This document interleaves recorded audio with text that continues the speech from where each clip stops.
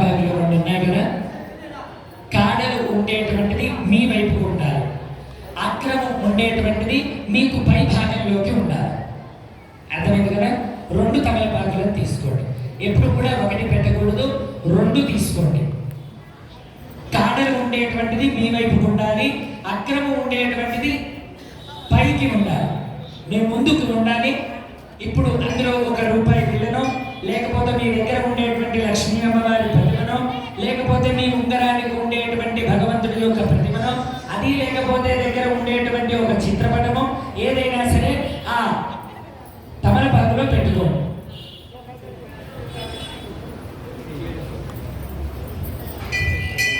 ఒక పువ్వుని తీసుకోండి, దానికి కాడను తీసేయండి.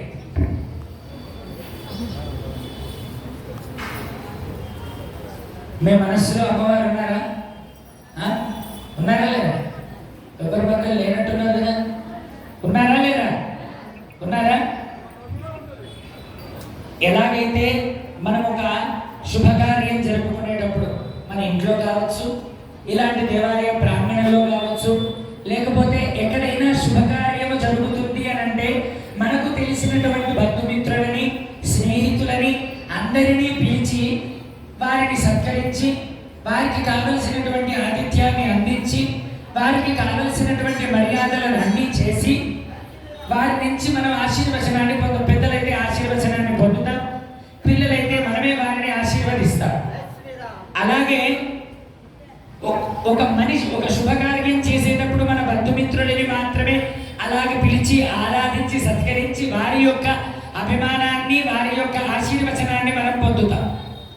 అలాగే ఈ కార్యక్రమంలో మన హృదయంలో ఎల్లప్పుడూ కొలువై ఉండేటువంటి ఆ లక్ష్మీనారాయణులని ఇద్దరిని కూడా బయటికి పిలిచి, స్వామి, ఈ కోరిక నిమిత్తమై నేను నిన్ను ఆరాధించుకోవడానికని చెప్పి ఇగో ఈ రూపకంలో నేను నిన్ను ఆరాధనాన్ని జరుపుకుంటున్నాను అని చెప్పి మన మనస్సు లోపల ఉండేటువంటి భగవంతుణ్ణి పిలిచి అక్కడ మీరు పెట్టుకున్నటువంటి పత్రమో, పుష్పమో, ఫలమో, తోయమో, చిత్రపటమో, ₹1 బిళ్ళను అందులోకి అమ్మవారిని ఆవాహన చేస్తున్నట్టుగా భావించి, ఆ తర్వాత కావలసినటువంటి ఆరాధనలన్నిటినీ కూడా అమ్మవారికి అందులో సమర్పణ చేసి, ఆ తర్వాత మరలా మనం అమ్మవారిని లోపలికి వేంచెము చేసుకుంటాం. దీన్నే సామూహిక ఆరాధన అని అంటాం.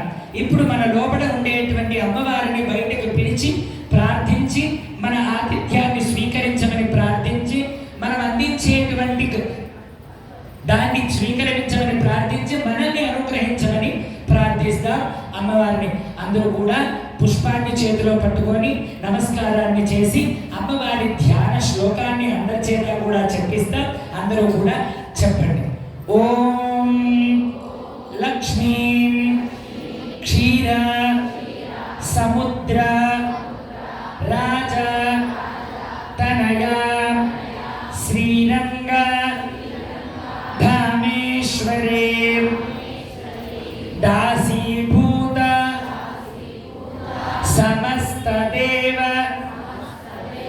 వనితాం లోకైక దీపాంకురాం శ్రీమన్మంద కటాక్షలబ్ధ విభవత్ బ్రహ్మేంద్ర గంగాధరాం త్వాం త్రైలోక్య కుటుంబినీం సరసిజాం వందే ముకుంద ప్రియాం. గట్టి మేళం. ఓం మహాదేవ్యై చ విద్మహే విష్ణుపత్న్యై చ ధీమహి తన్నో లక్ష్మీ ప్రచోదయాత్. ఓం మహాదేవ్యై చ విద్మహే విష్ణుపత్న్యై చ ధీమహి తన్నో లక్ష్మీ ప్రచోదయాత్.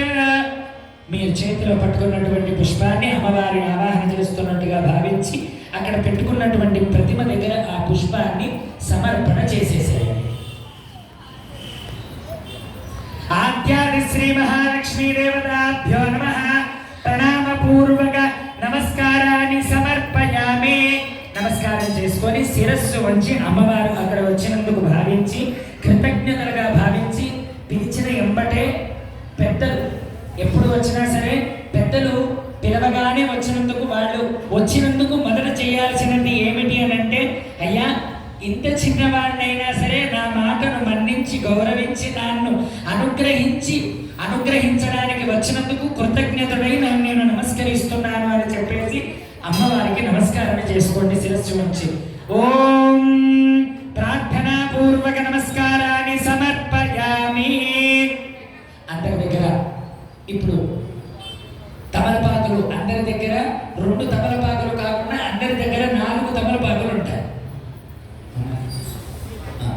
4 తమలపాకులు ఉన్నాయా? వాళ్ళ దగ్గర తక్కువ ఉన్నాయా?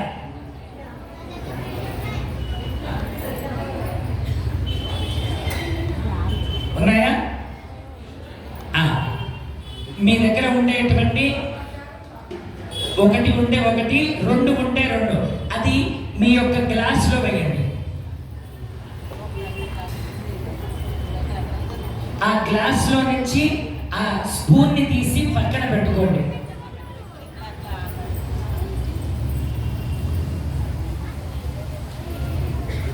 ఒక తమలపాకు ఉంటే 1, 2 తమలపాకులు ఉంటే 2 తమలపాకులు, అది లేనటువంటి వాళ్ళు పుష్పాన్ని వేసి మీ పక్కన పెట్టుకొని అందులో పసుపు, కుంకుమ, అక్షింతలు, గంధాన్ని అందులో వేయండి.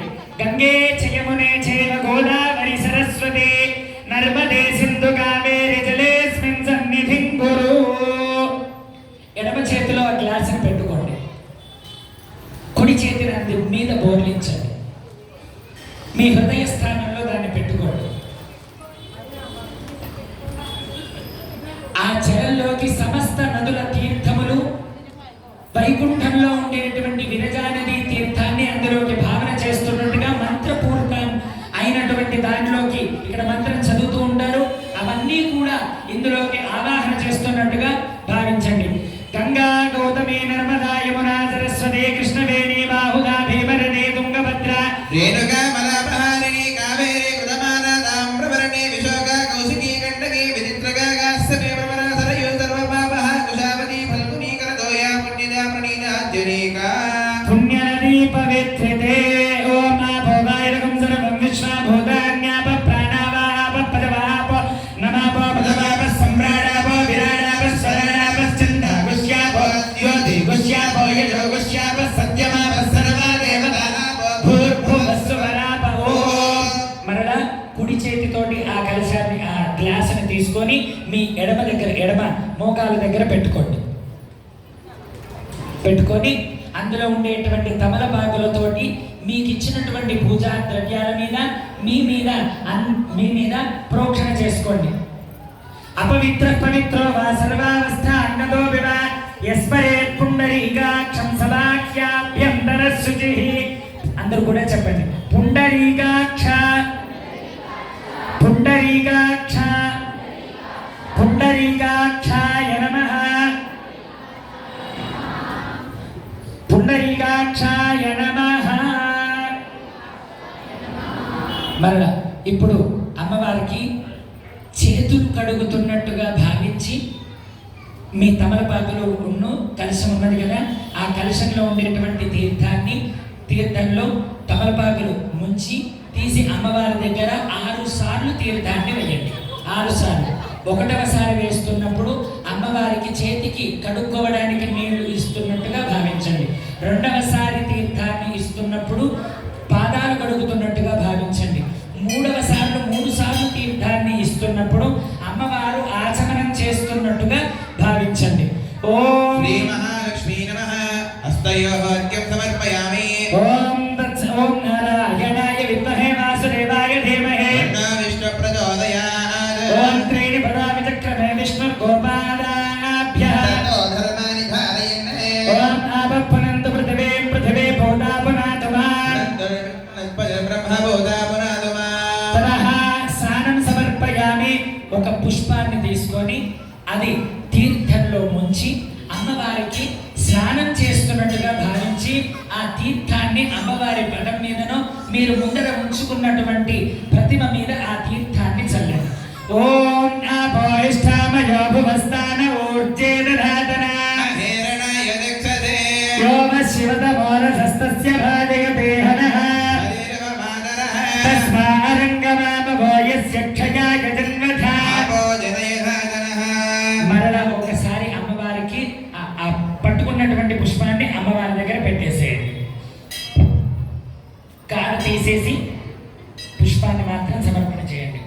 మరలా తమలపాకుతోటి ఒక 3 చుక్కల తీర్థాన్ని అమ్మవారి దగ్గర వేయండి. స్నానానంతరం శుద్ధ ఆచమనీయం సమర్పయామి. ఓం ఇమం వస్త్రాణి పీవసావసాధే ఇవోరచ్చిద్రాంతవోహదర్గాః అవాత్యరతమృతాని విశ్వర్తేన మిత్ర వరుణా సచేతే. మరలా చూపుడు వేలు చిటికెన వేలు తాకకుండా అక్షింతలను తీసుకోండి. వస్త్రార్థం వస్త్రం యొక్క స్థానంలో అమ్మ నేను మీకు అక్షింతలని సమర్పణ చేస్తున్నాను అని చెప్పేసి ఆ అక్షింతలని అమ్మవారి దగ్గర సమర్పణ చేయండి. ఓం ఇమం వస్త్రాణి పీవసావసాధే ఇవోరచ్చిద్రాంతవోః సర్గాః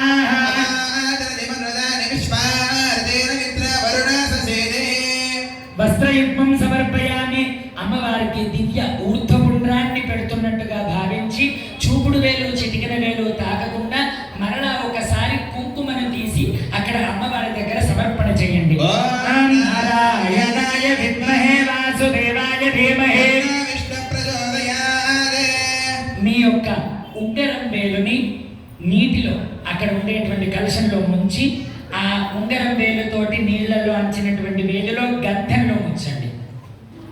ఆ గంధంతో అమ్మవారి నుదుటన బొట్టు పెట్టండి. ఓం గంధ ద్వారా నిత్యపుష్ట కరీషిణి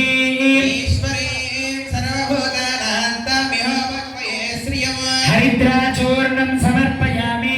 అమ్మవారి యొక్క పాదాలకు పసుపును రాస్తున్నట్టుగా భావించి మరలా ఒకసారి చూపుడు వేలు చిటికెన వేలు తాకకుండా పసుపుని తీసుకొని అమ్మవారి పాదాల దగ్గర సమర్పణ చేయండి. ఓం మహాదేవ్యై చ విద్మహే విష్ణుభక్త్యై చ ధీమహి ఓం నారాయణాయ విద్మహే వాసుదేవాయ ధీమహి సర్వాభరణాలంకారాన్ని సమర్పయామి. అందరూ కూడా నమస్కారం చేసుకోండి. మీ మనసులో ఒకసారి ఇక్కడ ఉండేటువంటి అమ్మవారిని చూడండి. ఆ రూపాన్ని మనస్సులోకి తెచ్చుకోండి. అమ్మవారికి సకల సర్వ ఆభరణ చిత్తులైనటువంటి అమ్మవారిని ఆభరణాది అలంకారాలతో సత్కరించి అమ్మవారిని అలంకరించినట్టుగా భావించండి. యథాభారతః పుష్పైః పూజయామి. ఇప్పుడు కుంకుమార్చన చేసుకుంటున్నా అందరం కూడా. ఇక్కడ మహాలక్ష్మి అమ్మవారి యొక్క కుంకుమార్చన ఇది ఇప్పుడు జరగబోయేటువంటి చెప్పబోయేటువంటి అష్టోత్తర శతనామ స్తోత్రం. పార్వతీ అమ్మవారు ఒకనాడు పరమశివుణ్ణి అడిగింది, స్వామి దేవదేవ దేవదేవ మహాదేవ త్రికాలజ్ఞ మహేశ్వర కరుణాకర దేవేశ భక్తానుగ్రహకారక. స్వామి నీవు త్రికాల జ్ఞానివి. గొప్ప జ్ఞానవంతుడంటే ఎవరిని చెప్తారు తెలుసా? శ్రీ వైష్ణవ సాంప్రదాయంలో అందరికంటే గొప్పవాడు ప్రథమ భక్తుడు, నారాయణుడి గురించి సమస్తము తెలిసినటువంటి వాడు, అందులో అమ్మవారి గురించి ఎక్కువ తెలిసినటువంటి వాడు ఎవడున్నాడు అని అంటే వాడు పరమశివుడు ఒక్కడే. మనము తెలుసుకోలేము కానీ లోకానికి అత్యద్భుతమైనటువంటి మంత్రములు, అత్యద్భుతమైనటువంటి స్తోత్రాలు, అత్యద్భుతమైనటువంటి రచనలని అందించినటువంటి గొప్ప మహానుభావుడు పరమశివుడు. ఆ పరమశివుడిని పార్వతీదేవి అడిగింది, స్వామి నీవు త్రికాల జ్ఞానివి కదా, సమస్త ఐశ్వర్యములు కలగాలి అని అంటే నాకు మనస్సు నిలకడ ఉంటుంది, నాకు నిలకడ ఉండదు. నేను పూజలు చేయగలుగుతాను, పూజలు చెయ్యలేను. నేను మంచివాడిని, నేను చెడ్డవాడిని. నాకు సమస్త విధమైనటువంటి కోరికలు ఉంటాయి, కోరికలు ఉండవు. ఇలా ప్రతి ఒక్కరికి ఒక్కొక్క రకమైనటువంటి బుద్ధి, చంచలత్వమైనటువంటి బుద్ధి ఉంటుంది. అంటే మనస్సు ఎప్పుడూ కూడా నిలకడ ఉండదు, అవునా?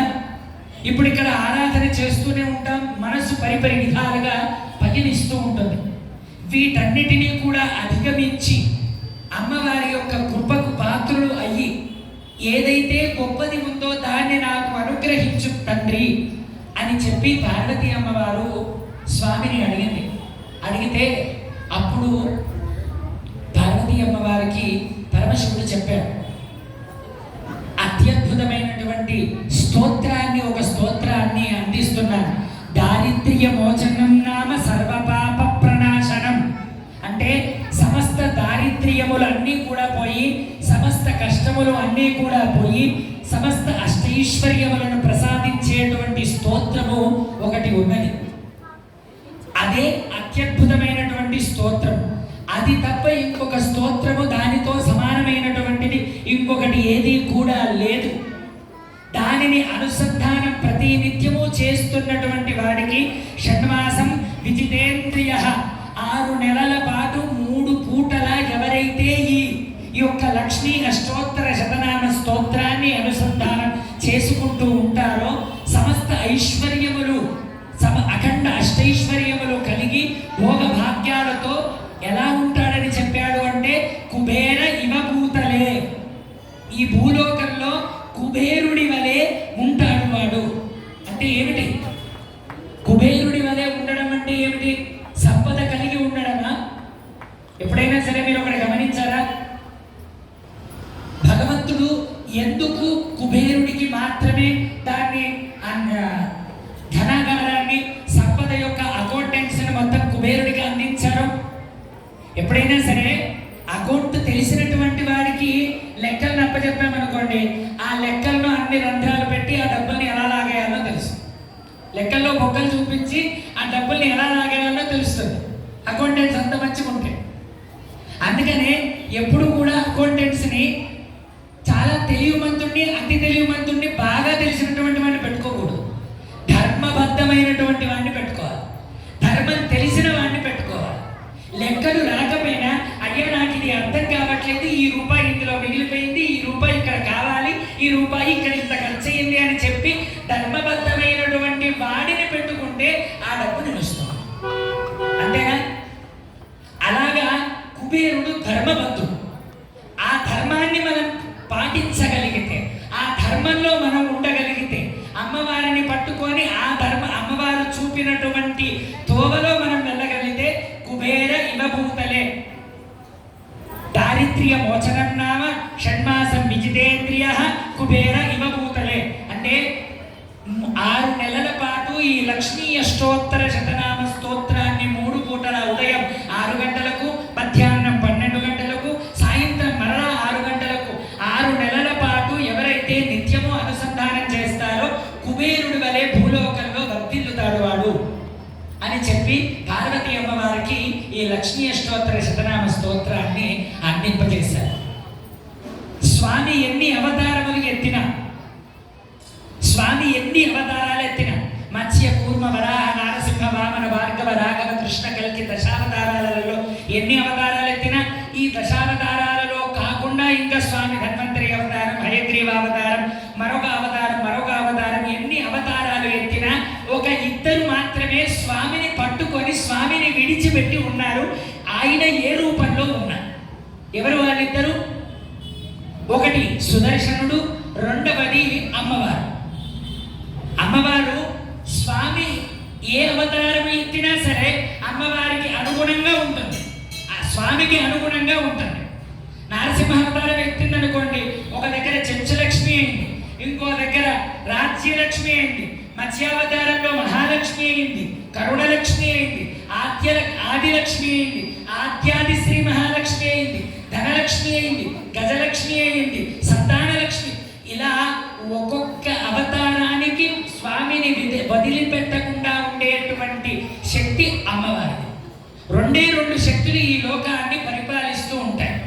ఏమిటా శక్తులు అనంటే, ఒకటి ఇచ్ఛాశక్తి, రెండవది క్రియాశక్తి. ఇచ్ఛాశక్తి క్రియాశక్తి అనేటువంటి సుదర్శనుడిది. ఇప్పుడు ఆయన గురించి టాపిక్ కాదు కాబట్టి ఈ క్రియాశక్తి. ఇప్పుడు ఇచ్ఛాశక్తి అమ్మవారిది. ఇచ్ఛ అంటే ఏమిటి? కోరిక. ఇచ్ఛ అంటే ఇష్టం, ఇచ్ఛ అంటే కోరిక, ఇచ్ఛ అంటే మన మనస్సులో రగులుతున్నటువంటి ఒక ఆనందభరితమైనటువంటి ఒక కోరిక. అది ఇచ్ఛాశక్తి. ఎవరికిది? ఈ ఇచ్ఛాశక్తి క్రియాశక్తి ఎవరి దగ్గర